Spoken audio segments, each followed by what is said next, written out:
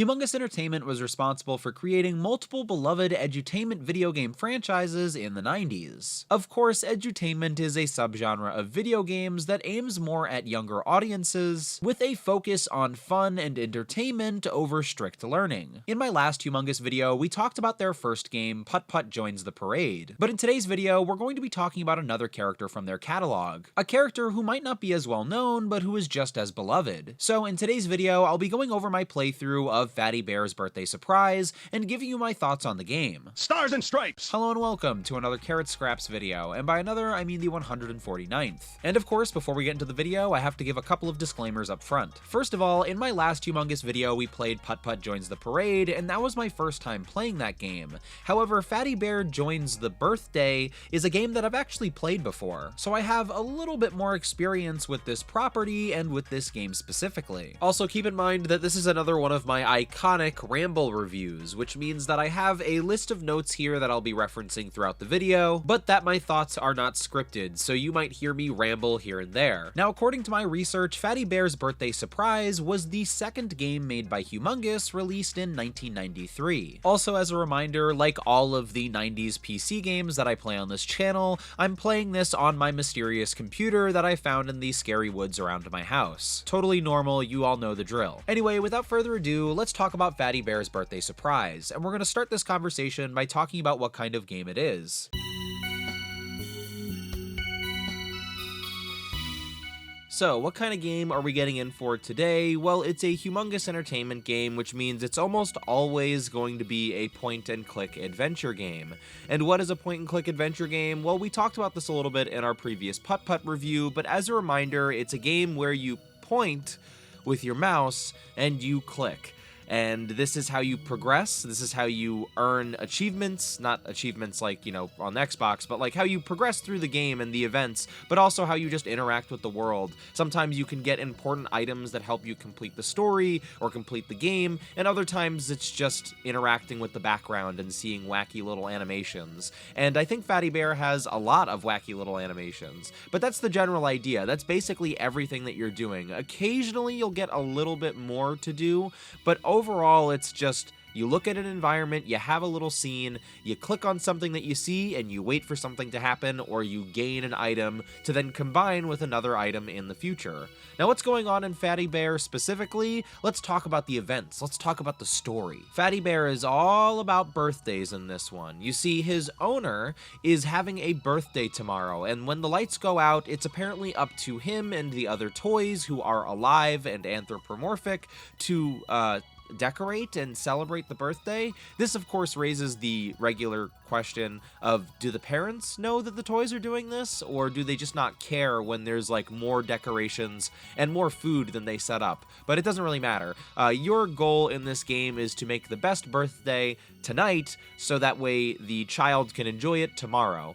Your main objective is to create a cake, and to make it the best cake ever, you can find the ingredients. You're searching for all the ingredients throughout the house and throughout the backyard and the front yard, and then you even get to decorate it. You also get to do several side objectives that are somewhat related, like decorating the house. Somebody loses some decorations, and you need to locate those decorations and help them out. And then you even find a dog who ruins everything, and a dog who actually reminds me of the dog from Putt-Putt. But this dog ruins everything, and then you have to put the dog back into Pandora's box and fix all of the problems that they caused.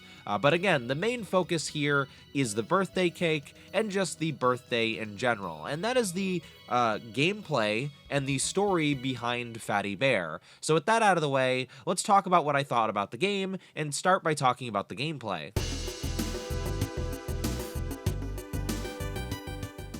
So from a gameplay perspective, I liked Fatty Bear a lot. Obviously, the gameplay is very similar to other point-and-click adventures and very similar to Putt-Putt, but when it comes to what you get to interact with, I feel like there's a lot here. I'm going to be comparing this game a lot to Putt-Putt, so please excuse me. But in the original Putt-Putt, I had fun, but I did feel like in Fatty Bear, there was just way more to interact with. It felt like almost every single thing in the environment had a little animation or had a little game behind it, and I was kind of surprised by that. I thought for sure there would be more items in the background that just kind of stood there, but it felt like they went out of their way to make everything sing or say something or act funny. And then in the best case scenarios, you were able to play music or play a mini game or dress up or customize something. It just felt like there was so much here, and I feel like even though this game was fairly quick for me to finish, I finished it around an hour. It took me like 53 minutes or something like that, which if I was a little bit better, I definitely could have finished it faster. But I feel like a kid could have a lot of fun with this game and take their time and really enjoy a lot of the things that you can discover. One of the things I was most surprised by was how much customization there is in this game. There's a game where you get to dress up Fatty Bear. There's a game where you get to dress up a head of lettuce. For some reason, why does she have a head of lettuce in her room? There's a game where you get to customize your cake. There's a game where you get to play piano. There's a lot of player input here, and I thought that was really cool. And it kind of reminds me of Lego Island, one of my favorite video games ever, and one of my favorite point-and-click adventures. There's a lot of customization in that game, and that definitely added a lot of replay value for me. Getting to dress up as Fatty Bear was really cool. I feel like there was just an endless combination of outfits. First of all, you got to be punk, which was awesome. Fatty Bear getting to be a punk icon is definitely something that I didn't expect to be on my bingo card this year, but it's something that I embrace. I embrace him as a part of that community. He also got to dress up as a superhero with the obvious Batman reference, which of course I love. And then he even got to cross-dress, which is just super iconic. We love Fatty Bear for all of their fashion choices. The head of lettuce was an interesting one. Again, it was actually one of the first things I interacted with in the game, so I don't think I had the time to appreciate how weird it was to have a head of lettuce just next to your bedside, but it was a cool game nonetheless. I like that I got to put a face on a head of lettuce. I like that I gave it horns. It totally looked creepy. Actually, I think I worked as hard as I could to make it the weirdest looking head of lettuce yet. But I thought this was really cool and very nice. It was definitely something that, again, I could see a kid having a lot of fun with. And then you go into the living room and there's a piano. You can actually play the piano in Fatty Bear. It's kind of a simple little mini game, but it's awesome. You actually get to play music and you get a good selection of sounds. I wish there were more sounds that were just actual, like, musical sounds instead of these kind of funny sounds, but all of that really creates a fun environment to just mess around. It actually made me think, like, maybe I could compose music for the channel by using the Fatty Bear piano. And I think I probably could get pretty far by doing that. It just would take a while to figure it out. First of all, because I don't know how to play piano, and second of all, because I have to play one key at a time with just the pointing and the clicking. But definitely a cool addition to Fatty Bear. Now, I might sound stupid saying this, but I'm just gonna follow my heart and say it anyway. You can make a cake in this game, and there's a part of me that feels like the game almost teaches you how to make a cake. Now, I've made a cake before, but I didn't commit any of that to memory, but it seems like most of the ingredients are correct. You get this little sheet that teaches you how to make a cake in the game, and I don't know, I just feel like it's fun, and like some kid might play this and go, hey, now I know the ingredients to make a cake. It just seems like they give you the blueprints right here, and I think that's a fun little, I don't know, side benefit to playing Fatty Bear, makes the birthday party happen, is that you get to learn how to make a cake at least a little bit, and then you can use that knowledge to make many cakes in the future. Oh, I also really liked that they let you decorate the birthday cake, and of course they leave it up to you on what you want to decorate with, and what you want to put on the birthday cake. Seems like a good idea. Definitely not something that can, be abused here. Definitely couldn't make a birthday cake that they wouldn't want you to. So I decided to make a cake for my favorite guy, Michael Myers. What a sweetie pie. Happy birthday, buddy, from Fatty Bear and your friends at Humongous. There's also a bowling mini game. It just feels like there's a lot for you to do outside of solving the puzzle of the birthday problem, I suppose. Now, when it comes to the solutions to a lot of the problems that are presented in Fatty Bear, I felt like these were also better than the previous game, than Putt-Putt Joins the Parade. I felt like there were some good problem solving here, and my brain was constantly working, saying, oh, okay, so this key goes there, and this room will take me there. I feel like for the most part, they had a really good selection of kind of objectives and solutions that worked really well for me. The one thing I will say, though, is the final objective for me, which was getting into the garage. You needed a garage key fob. That one was difficult, and I actually had to look up the solution to it. And the reason why was because you had to go through the laundry chute and then land in laundry in the basement, and when you got out of that laundry, you would find the key fob. The thing is, when I opened the laundry chute, nothing happened. It just opens, and what you have to do is open the laundry chute and then press it again to enter it. And I just feel like, I don't know, I thought I had completed my interaction with that laundry chute. I thought if I could go down the laundry chute, then Fatty Bear would have just done it, but instead I just stared at it and I was like, oh, this clearly doesn't mean anything. So I walked around the house for a while, not sure where to find the key fob, and until I finally just looked it up and was frustrated by that. But hey, I've learned for the future, this is important point and click adventure knowledge. Sometimes you have to double click. Sometimes you have to open something and then click it a second time for it to work properly, and I'm okay with that.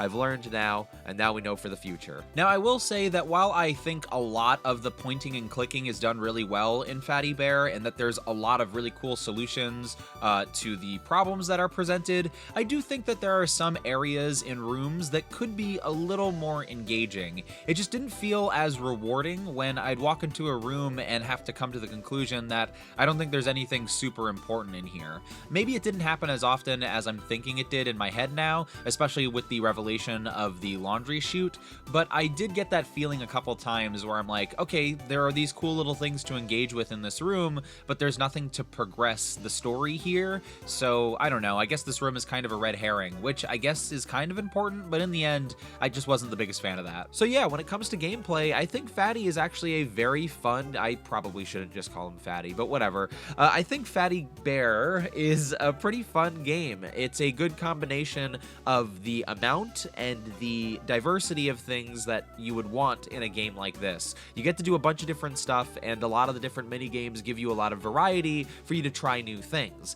In addition, progressing has a little bit of challenge to it, but challenge that does make sense. So in the end, I really liked playing Fatty Bear, and it's definitely raising the benchmark for me personally when it comes to high quality point and click adventures that I've played. Anyway, with that out of the way, let's talk about the presentation in Fatty Bear.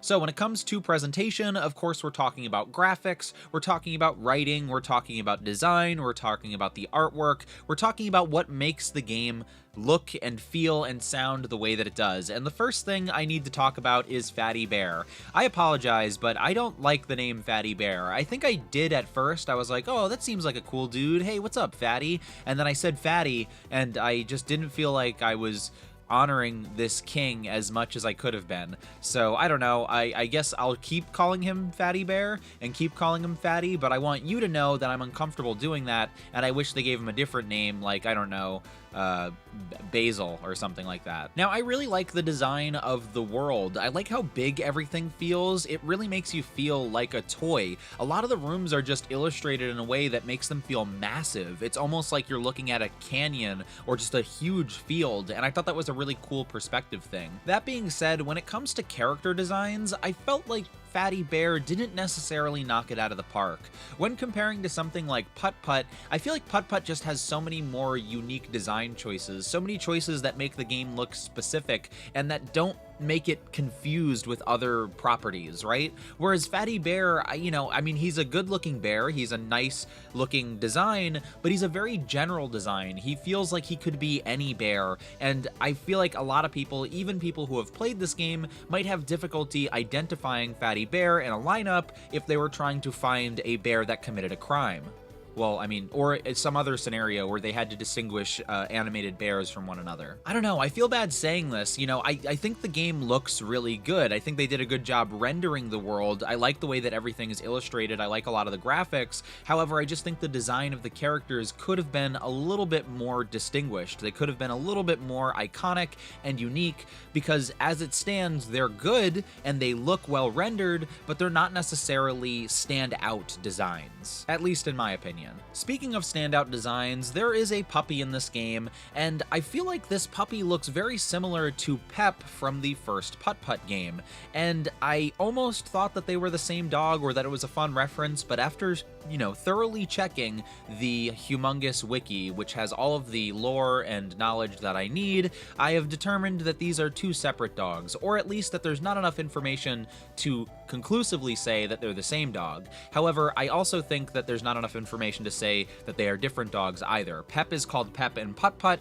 but this dog is just called Puppy, and maybe there's a connection there. Maybe the dog goes on to be called Pep and then is teleported to another dimension with cars as the dominant species. Or maybe this puppy goes on to survive the nuclear apocalypse and then cars take over and, Pep is the dog that's left. I don't know. There's definitely some lore here. But one thing's for sure, why do we have to put this dog in a box? I don't understand. I get that it's a gift. I get it. But why put a living animal, especially a dog, inside of a box?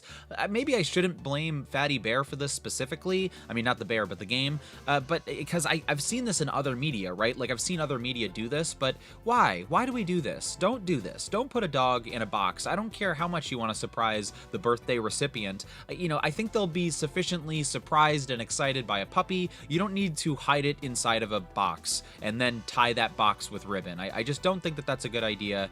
Shame on you, Fatty. Fatty Bear, darn it, I hate that I say that. And speaking of Fatty Bear, I really like his animation in this game. It's a little absolutely ridiculous, but it's absolutely ridiculous in a way that I admire. He flops around like I do when it's time to go to bed, but I don't want to. I don't know, it's a cool little swagger that he has going on, and it's one of my favorite things about this character. When it comes to voice acting, there's not a lot, but the majority of the voice acting that you hear is from Fatty Bear, and I think his voice is alright. At first, I think I was a little creeped out by him. He has this kind of whisper voice that I'm not the biggest fan of, but I think throughout the events of the game and the story and the chronicles of Fatty Bear Makes the Birthday, I was endeared to this voice, and by the end, I don't feel like I was annoyed by it at all. I feel like it's a voice that I was perfectly comfortable with. One of my favorite details about Fatty Bear's birthday surprise is that there are a ton of carrots in this game, and they're all little carrot people who run around and do things. I guess they dance a lot. I don't know, there's a lot of carrots in this game. Now, of course, I know that time travel is real and that it is a thing that is used and that can happen, and I know that this is probably just a ploy from Humongous to try and get me to give their game a good review, but I will not be swayed by those kinds of efforts. You see, I have to give a responsible review to Fatty Bear. I have a moral responsibility, a requirement to do so, so I'm sorry, Humongous. While I appreciate all the effort you went into putting carrots into this game retrospectively, I gotta give a good review to this game in spite of that. But I do appreciate the carrots. I think the carrots are fun, I think they're nice, I think they're cool, and I like them. Now, of course, it's time for me to talk about the music. It's a Carrot Boy video, so you know I have to talk about the music of a 90s PC game, and the music in this game is fantastic. I liked the music in Putt-Putt. I thought it was good, but it wasn't great. The music in Fatty Bear is awesome. It's exactly what I want. Maybe not exactly what I want. I think I maybe want different music than this, but they did an amazing job, and this is definitely a soundtrack that I'm going to be listening to more often. I really like when new tracks come in and how often you hear certain tracks, and I think pretty much every track in the game is a track that I like, that I think is well composed and interesting and fun, and one that I definitely am fine with listening to on loop. Whether or not your song can loop is definitely a test of how good it is, because in a lot of these games, you're stuck in these areas trying to solve a puzzle. So if you are annoyed by a song that's playing over and over, clearly you're not doing your job as a composer. Not to be rude, but here they are definitely doing their job, because these songs on loop are fantastic. I also really like and was surprised by the variety on this soundtrack. There are a number of upbeat songs that keep you company, but there are also a number of songs that are a little creepy and that add a little bit of atmosphere, and I thought that was pretty cool. So while there are some places where Putt-Putt goes to jail, I mean, Putt-Putt joins Joins the Parade are better than Fatty Bear. I feel like music is definitely one of the places that indisputably I think Fatty Bear does better than Putt-Putt. So in the end, unsurprisingly, Fatty Bear's Birthday Surprise is another humongous hit. It's pretty cool that the second game from Humongous is this good. I think this is a great progression from the first game. Putt-Putt felt very simple. It felt very beginner, and that was okay. I was fine with that. But this game really feels like it's elevated their techniques from their previous title. I think my biggest criticism of the game is just that I wish the designs were a little bit more unique. The designs aren't bad in Fatty Bear, they just feel a little too simple for my taste, and I feel like these designs would have been more popular in the future if they stood out a little bit better. But other than that, I feel like everything else is great. Everything else is working perfectly, and I really do think that this game is a good progression of what Humongous was starting with Putt-Putt. The story is simple, but it doesn't need to be complicated. It's so simple that it works to drive you to complete it. The world is filled with tons of things for you to explore, from the superficial to the significant. There's a lot here for you to do in terms of collecting and in terms of progressing the story, but there's also a lot of stuff for you to just do for fun, like customizing your character or playing music. I think that stuff is really important to making a point-and-click adventure game more fun. As someone who grew up playing games like this, I liked when I was able to do these less important tasks, but I also loved that the important task of completing the game was still there in the background. And I think balancing those two things is important to creating a successful experience like this. And then of course, my favorite part, the music is absolutely fantastic, and I hope it only gets better in the future of the Humongous series. So with all of that being said, if I was going to give a grade to Fatty Bear's Birthday Surprise, of course I would rate it out of 20. This is a thing that everybody does. We don't need to talk about this. I'd probably give it a 14 out of 20. I think it's a great game and an especially entertaining game for kids, but like I keep saying, I think the biggest thing that's impressed me about this game is how much it's progressed the techniques from the previous Humongous title. In the end, even though I prefer Putt-Putt as a character, I think if I was presented these two games, Putt-Putt Joins the Parade and Fatty Bear's Birthday Surprise, I would choose Fatty Bear's Birthday Surprise instead. And I hope that helps you make this life or death decision if it's ever presented to you. You know, that's a normal thing, right? Anyway, that's gonna do it for this video. I wanna thank you so much for watching. If for some reason you enjoyed this video, don't forget to give it a like and to subscribe to my channel for more. As regular viewers know, I make a variety of content on my channel, and I'm always gonna make the videos that I wanna make. But if you see something you enjoy, make sure to let me know, and I'll try to prioritize that kind of content in the future. Over on Twitch, I typically play superhero games like Marvel's Avengers and Midnight Suns, with the occasional horror game like Resident Evil. So if that sounds interesting to you at all, make sure to check me out on Twitch at twitch.tv/carrotscraps. And all my other social media, Twitter, TikTok, and Instagram are at carrotscraps as well. So I want to thank you again so much for watching, and I'll see you soon.